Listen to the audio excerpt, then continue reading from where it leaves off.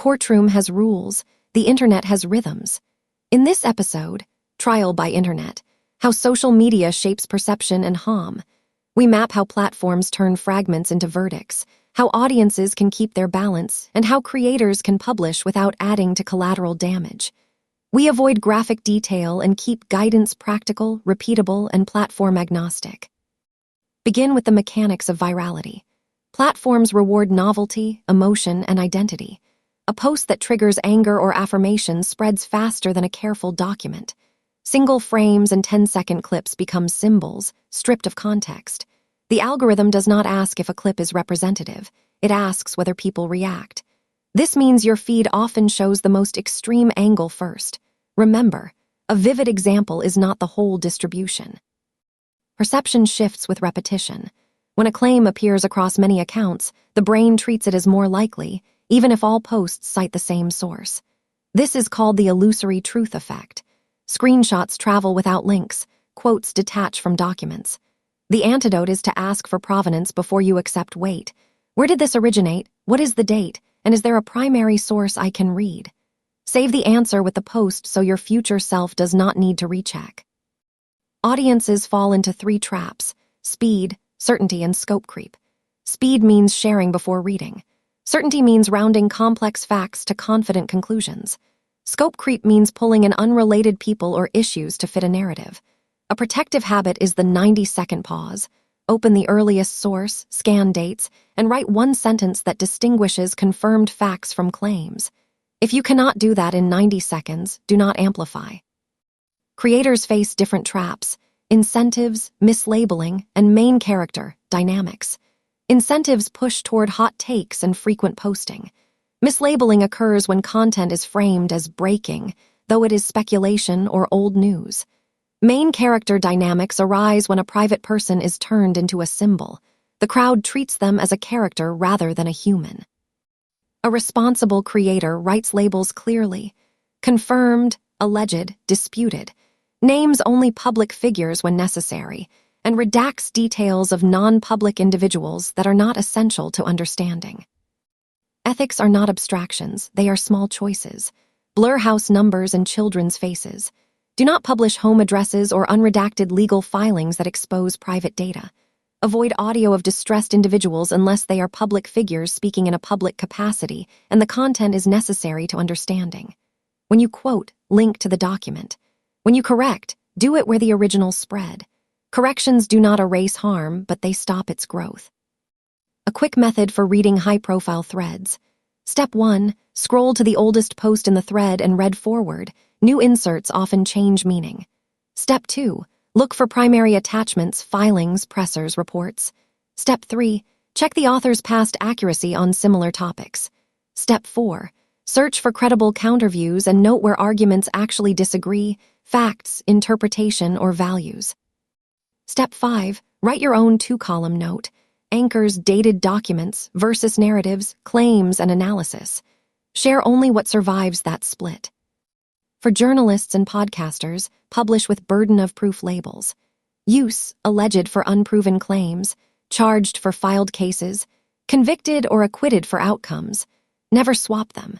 Reserve words like proved for court-tested facts or replicable data.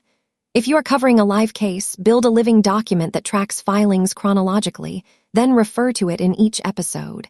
This keeps speculation from colonizing memory. Avoid amateur sleuthing that names private individuals. Crowd energy is powerful but must be channeled into document hunts, not suspect hunts. Ask for help locating public records, maps, or policy documents. Forbid doxing and images of private homes. If a name trends without official confirmation, step away.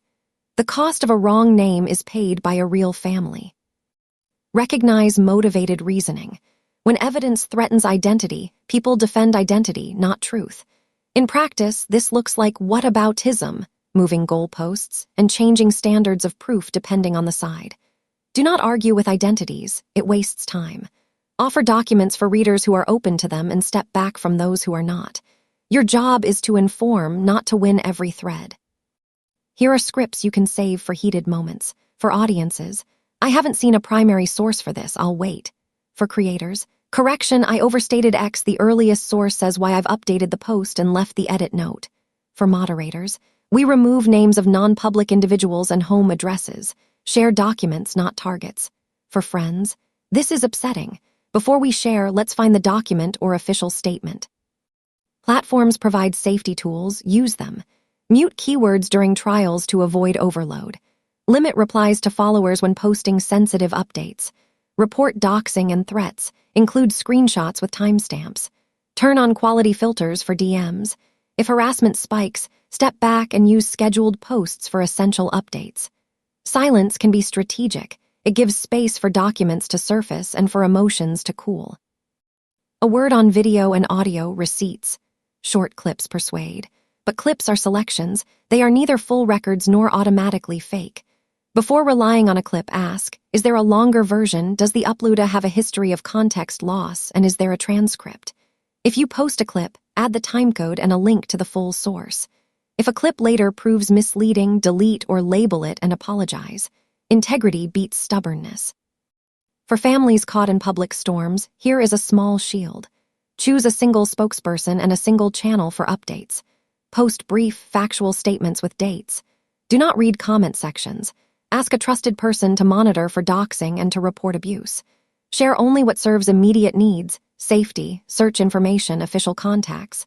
Say, we ask for privacy, even if you expect it to be ignored. It reminds decent people what the line is. If you get it wrong, and everyone does, repair matters more than defense. A clean correction reads, on date, I said X that was incorrect. The accurate information is Y based on document. I'm sorry for the error. Do not hide edits in images. Place them where original readers will see. Set a weekly slot to review past posts for needed updates. Habits turn ethics into muscle memory. A compact checklist to keep by your keyboard. Provenance before posting. Labels for status, alleged, charged, convicted, acquitted. Redact private details. No naming non-public individuals as suspects. Corrections in the same channel. Ask for documents, not guesses. Use platform safety tools. Pause 90 seconds when you feel hot. These steps will not make you perfectly right. They will make you reliably careful. We close with a steady reminder. Justice is a process, not a feed. The internet can surface documents quickly and connect communities in care. It can also generate harm at speed. The discipline is to build simple breaks into our consumption and our creation. Ask for sources, respect privacy, correct loudly, and let some takes expire unposted. Caution is not cowardice. It is the path to doing less harm while learning more truth. Next time, we'll return to devices with geofences and location warrants work, what they can and cannot show, and how to read location evidence without overreach, in language anyone can follow. Narration generated with AI, facts verified from public sources. No legal advice is given. The purpose is education and public safety. If you have a case tip or a documented pattern to share, use a safe channel and remove personal information that could identify non-public individuals.